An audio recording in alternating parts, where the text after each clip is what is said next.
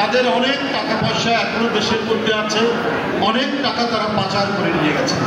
সেই টাকাগুলো খরচ করছেন বাংলাদেশে নানাভাবে নাশকতামূলক কাজ, নানাভাবে তারা অন্তর্ঘাত তৈরি করার চেষ্টা করছে। অনেক অনেক চেষ্টা হয়েছে, চেষ্টা চলছে।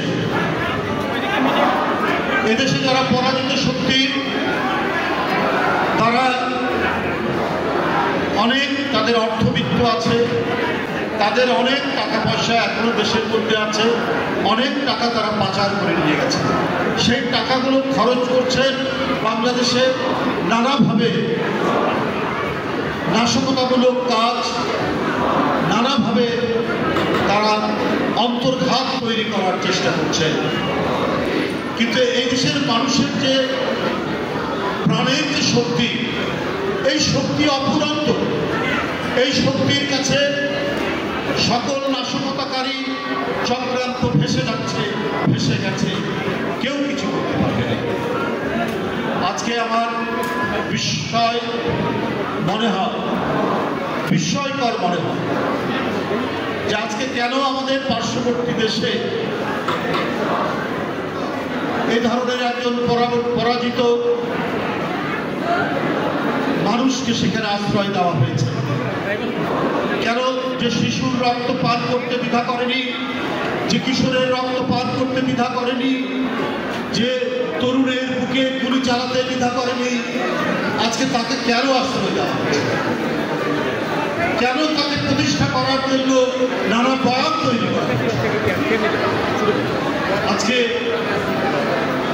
এই প্রশ্ন সবার মুখে মুখে, এই প্রশ্ন সবার কাছে। বাংলাদেশের হিন্দু মুসলমান,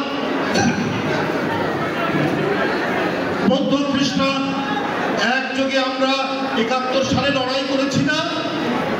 আমরা পাকিস্তান হানাদার বাহিনীকে প্রতিহত করেছি। তো অন্য কোনো হানাদার বাহিনী যদি আসে তাহলে এই দেশের জনগণ, হিন্দু মুসলমান, বৌদ্ধ খ্রিস্টান, সাঁওতাল, ভীল, চাকমা, মারমা সবাই একযোগে সেটাকে প্রতিহত করবে।